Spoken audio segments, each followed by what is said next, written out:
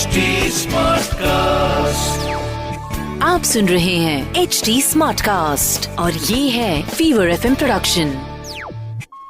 एक दिन की बात है, यशोदा मैया गोपिकाओं के साथ कान्हा की बाल सुलभ लीलाओं की चर्चा कर रही थीं। खेलते खेलते अचानक कन्हैया की दृष्टि चंद्रमा पर पड़ी।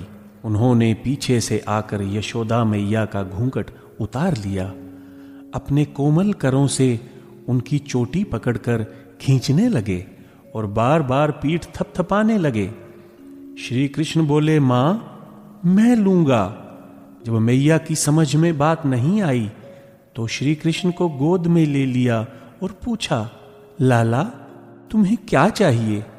साफ साफ बताओ, तुम्हें दूध, दही, मक्खन, मिश्री जो चाहोगे सब मिलेगा। अब मान भी जाओ, रूठो मत। श्री कृष्ण ने कहा, घर की वस्तु नहीं चाहिए।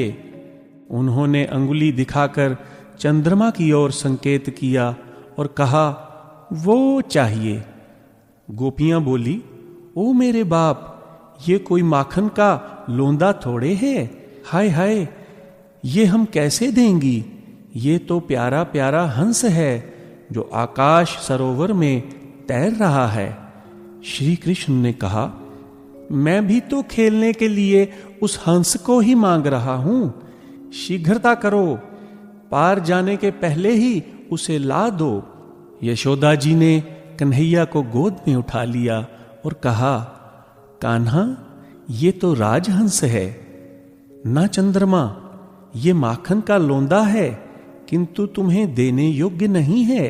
देखो ना, इसमें काला काला विष लगा हुआ है, इसीलिए इसे कोई नहीं खाता। श्री कृष्ण ने कहा, मैया मैया, इसमें विष कैसे लग गया? यशोदा जी ने कान्हा को गोद में लेकर कथा सुनाना प्रारंभ कर दिया। यशोदा ने कहा, लाला एक क्षीर सागर है। श्री कृष्ण, वह कैसा है मैया? यशोदा, बेटा ये तुम जो दूध देख रहे हो ना, इसी का एक समुद्र है।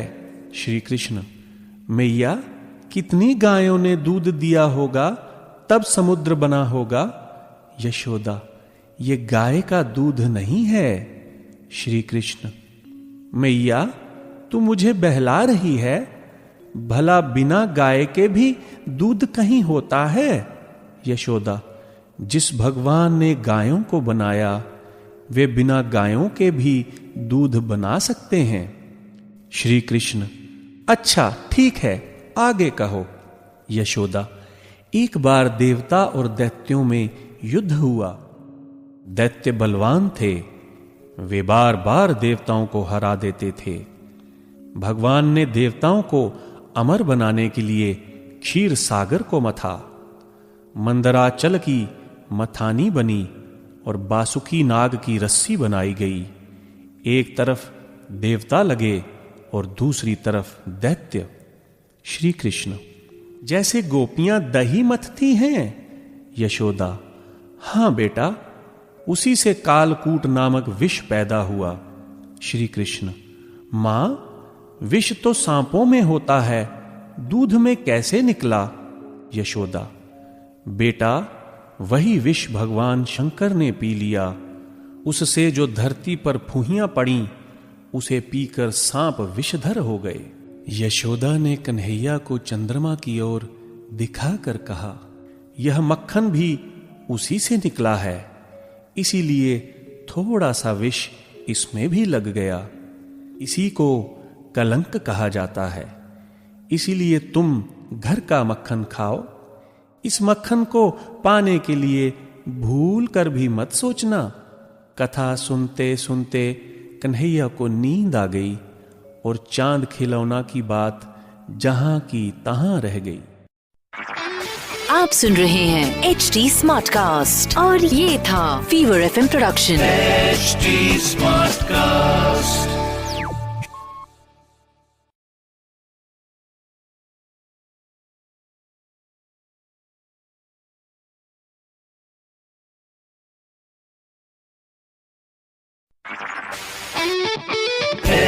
HD Smartcast. आप सुन रहे हैं HD Smartcast और ये है फीवर FM प्रोडक्शन। गोकुल में चारों तरफ आनंद ही आनंद छाया रहता था। वहां के निवासी श्री कृष्ण की बाल सुलभ लीला देखते नहीं अघाते थे और श्री कृष्ण नित्य नूतन लीला से सबको आनंद में सराबोर करते थे। नंद बाबा के भाग्य का तो कहना ही क्या था।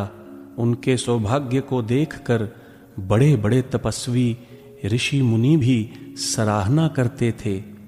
भला साक्षात आनंद घन परमात्मा ही जिनके बालक बनकर अपनी लीला से जिनको रिझाने के लिए नित्य प्रति नवीन लीला की योजना बनाते हैं, उनके सौभाग्य की बराबरी कौन कर सकता है।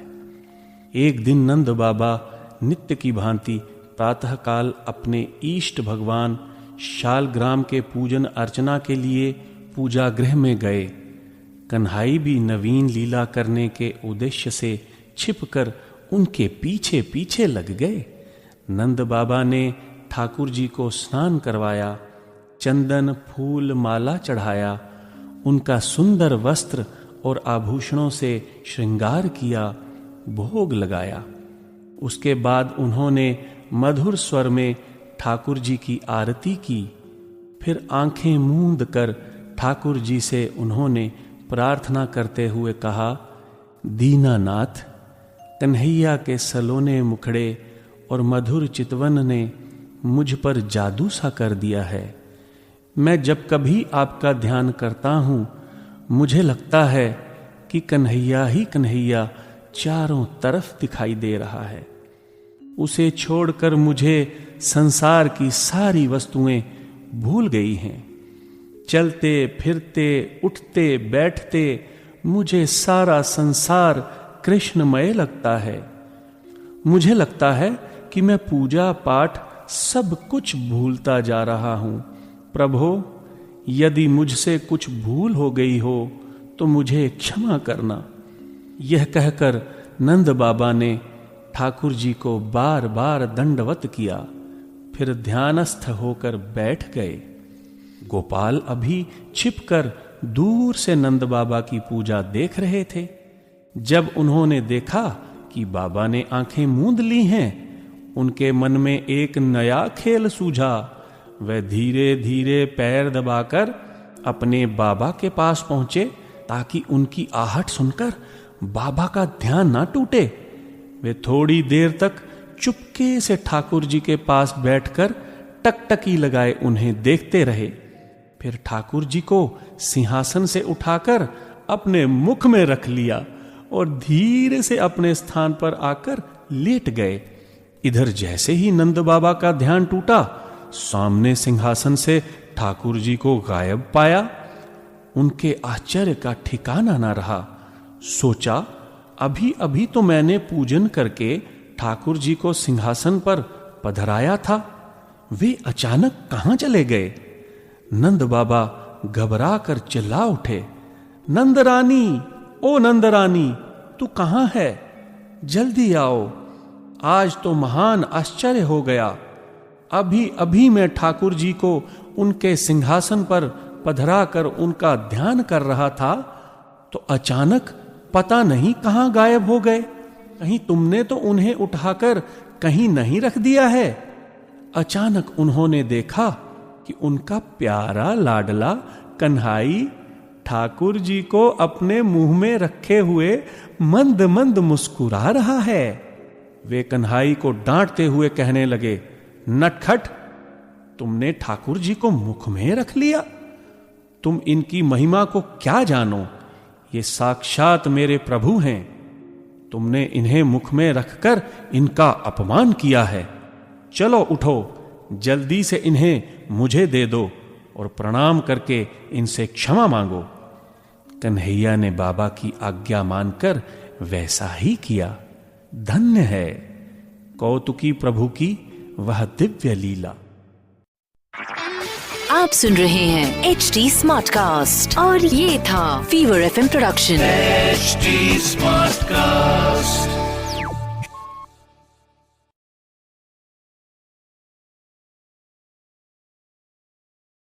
150 years of breakthroughs, milestones, and triumphs. 150 years of Children's National Hospital. 150 years of generous community support. You can give kids a future where they get freckles instead of chemotherapy and paper cuts instead of surgery. Children's National Hospital. 150 years stronger with your help. Please give today. Visit childrensnational.org/150 years. That's childrensnational.org/150 years. HD Smartcast. आप सुन रहे हैं HD Smartcast और ये है fever FM production. एक दिन कान्हा को एक नई लीला सूझी। भगवान का काम नित्य नई नई लीलाएं करके माता को आनंदित करना था। पूर्व जन्म में नंद बाबा और यशोदा मैया ने भगवान की उपासना करके भगवान से पुत्र रूप में वात्सल्य सुख की ही तो प्रार्थना की थी। भगवान उस इच्छा को अधूरी कैसे रहने देते। इसलिए वे नित्य नवीन बाल लीला से मां को रिझाने का प्रयास करते थे। कान्हा नंद के मणिमय आंगन में घुटनों के बल किलकारी मारते हुए खेल रहे थे।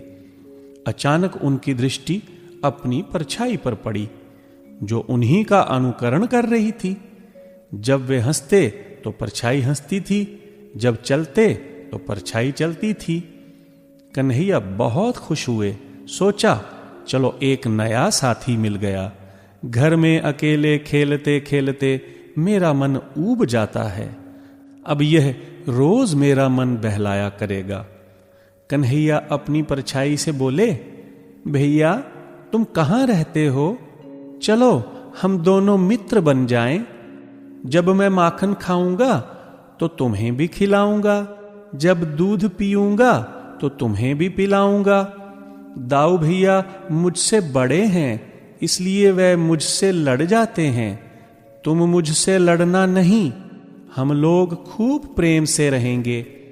देखो ना, यहां किसी भी चीज की कोई कमी नहीं है। तुम्हें जितना माखन मिश्री चाहिए मैं तुम्हें मैया से कहकर दिला दूंगा। आओ हम दोनों आपस में गले मिल लें, ताकि आज से मित्रता पक्की हो जाए। इस प्रकार कहते हुए कन्हैया बार बार अपनी छाया को पकड़ने का प्रयास करने लगे। बार बार आगे पीछे जाते, इधर उधर घूमते, किंतु परछाई किसी की पकड़ में आई है क्या कि कन्हैया की पकड़ में आ जाती। जब थक कर हार गए, किसी प्रकार भी न पकड़ सके तो दुखी हो गए।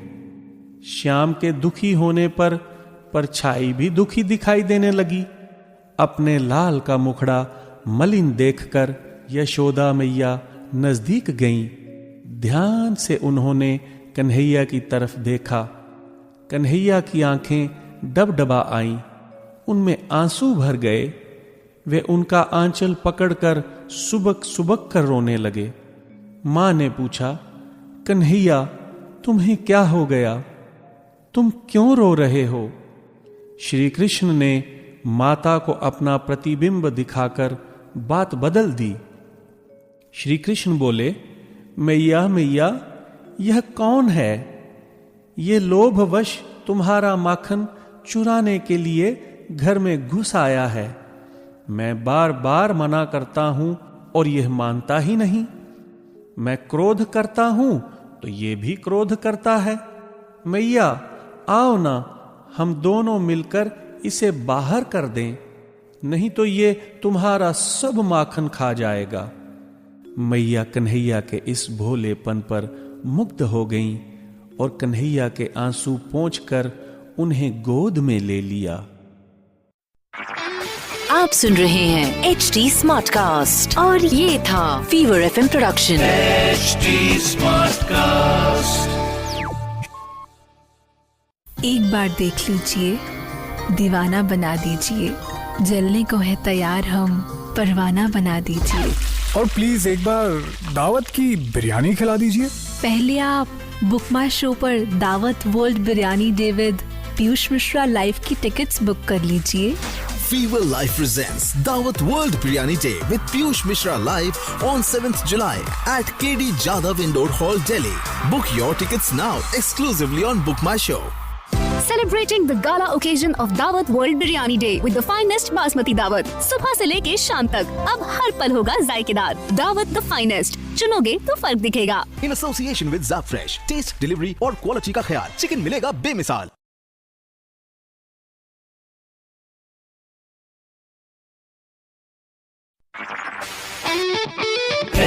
HD Smartcast. आप सुन रहे हैं HD Smartcast और ये है फीवर FM प्रोडक्शन. एक दिन माता यशोदा दही मथकर माखन निकाल रही थीं. अचानक मां को आनंद देने के लिए बलराम और श्याम उनके निकट पहुंच गए. कन्हैया ने मां की चोटी पकड़ ली और बलराम ने मोतियों की माला. दोनों मां को अपनी तरफ खींचने का प्रयास करने लगे. बलराम कहते थे, मां पहले तुम मेरी सुनो, और कन्हैया कहते थे, नहीं मां पहले तुम मेरी सुनो. मैया मुझे बड़े जोरों की भूख लगी है, भूख से मेरा बुरा हाल है. चलो ना जल्दी से मुझे माखन रोटी दे दो. देखो ना आज मैं खेलते खेलते बिल्कुल ही थक गया हूं. मैं माखन रोटी खाकर जल्दी से सो जाना चाहता हूं. यशोदा जी ने कहा, बेटा दूध पी लो, या घर में नाना प्रकार के पकवान बने हैं, जो तुम्हारी इच्छा हो खा लो. कन्हैया ने कहा, नहीं मैं तो केवल माखन खाऊंगा. मेवा पकवान तो मुझे बिल्कुल ही अच्छे नहीं लगते. जब तक तुम मुझे माखन नहीं दे दोगी तब तक मैं तुम्हारी चोटी खींचता ही रहूंगा. मां ने कहा, कन्हैया अगर तू माखन खाएगा तो तेरी यह चोटी छोटी रह जाएगी, कभी नहीं बढ़ेगी. कन्हैया ने कहा, मां तू दाऊ भैया को तो कभी मना नहीं करती. वह तो जब भी मांगते हैं तब उन्हें माखन रोटी दे देती हो, मुझे क्यों नहीं दे रही हो. मां ने कहा, कान्हा देखो पहले मैं दाऊ को भी माखन रोटी नहीं देती थी. वह भी मेवा पकवान खाता था और दूध पीता था, तभी तो उसकी चोटी लंबी चौड़ी है. यदि तुम भी दूध पियोगे तो तुम्हारी भी चोटी लंबी हो जाएगी. जाओ मेरे लाल, अच्छे बच्चे जिद नहीं करते. जाकर पद्मगंधा गाय का दूध रखा है, पी लो. कान्हा ने कहा, मां तू झूठ बोलती है. कितने साल तुम मुझे दूध पीते होगे, मेरी चोटी बिल्कुल नहीं बढ़ी. आज तुम्हारा बहाना नहीं चल सकता. तुम्हें मुझे माखन रोटी देनी ही पड़ेगी. मैया ने कहा, कान्हा दाऊ अब बड़ा हो गया है, इसने तुमसे अधिक दिनों तक दूध पिया है, इसीलिए दाऊ की चोटी बढ़ गई. जब तुम भी उतने ही दिनों तक दूध पी लोगे तब तुम्हारी भी चोटी उतनी ही बढ़ जाएगी. कन्हैया ने कहा, मैया ये सब मैं नहीं सुनूंगा. तुम साफ साफ बताओ, मुझे माखन रोटी देती हो कि नहीं. यदि तुम माखन रोटी नहीं दोगी तो आज से मैं तुमसे नहीं बोलूंगा, ना तुम्हारी गोद में ही आऊंगा. अब दाऊ ही तुम्हारे पुत्र हैं, मैं भला तुम्हारा क्या लगता हूं. माता यशोदा ने कहा, कान्हा तू मेरा प्राण है, हृदय है. तेरे बिना भला मैं कैसे रह सकती हूं. मेरे नन्हे लाल, मैं तेरी बलैया लेती हूं. तनिक रुको, तुम्हें अधिक भूख लगी है ना. मुझे माखन निकाल लेने दो, फिर तुझे जितना माखन चाहिए ले लेना. अब तो खुश हो जाओ. इस प्रकार मां यशोदा मानो कंठ तक वात्सल्य स्नेह में डूब गईं. उनकी आंखों से प्रेमाश्रु छलक पड़े. यशोदा मैया धन्य है.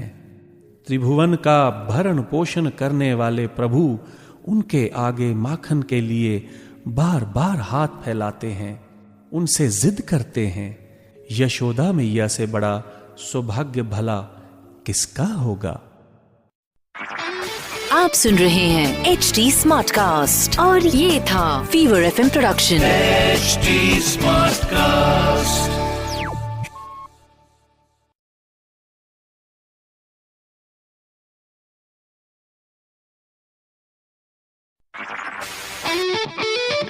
HD smart cast. आप सुन रहे हैं HD स्मार्ट कास्ट और ये है फीवर FM प्रोडक्शन। एक बार भगवान श्याम सुंदर गोप कुमारों के साथ खेल रहे थे। श्री दामा, बलराम तथा मनसुखा आदि उनके साथ रसमयी क्रीड़ा का आनंद ले रहे थे। इस खेल में एक बालक दूसरे के हाथ में ताली मारकर भागता और दूसरा उसे पकड़ने का प्रयास करता था। बलराम ने कहा, मोहन, तुम मत भागो, तुम अभी छोटे हो, तुम्हारे पैरों में चोट लग जाएगी। मोहन ने कहा, दाऊ, भला ऐसे कैसे हो सकता है कि मैं अपने साथियों के साथ खेल में हिस्सा ना लूं? मैं दौड़ना जानता हूं, मेरे शरीर में बहुत बल है। मेरी जोड़ी श्रीदामा है, वह मेरे हाथ में ताली मारकर भागेगा और मैं उसे पकड़ूंगा। श्रीदामा ने कहा, नहीं, तुम मेरे हाथ में ताली मारकर भागो, मैं तुम्हें पकड़ता हूं। इस प्रकार भगवान श्याम सुंदर श्रीदामा के हाथ में ताली मारकर भागे और श्रीदामा उन्हें पकड़ने के लिए उनके पीछे पीछे दौड़ा। थोड़ी दूर जाकर ही उसने श्याम सुंदर को पकड़ लिया। श्याम सुंदर ने कहा, मैं तो जानबूझकर खड़ा हो गया हूं, तुम मुझे क्यों छूते हो? ऐसा कहकर श्याम श्रीदामा से झगड़ने लगे। श्रीदामा ने कहा, पहले तो तुम जोश में आकर दौड़ने खड़े हो गए और जब हार गए तो झगड़ा करने लगे। बलराम जी बीच में बोल पड़े, इसके तो ना माता है ना पिता ही। नंद बाबा और यशोदा मैया ने इसे कहीं से मोल लिया है।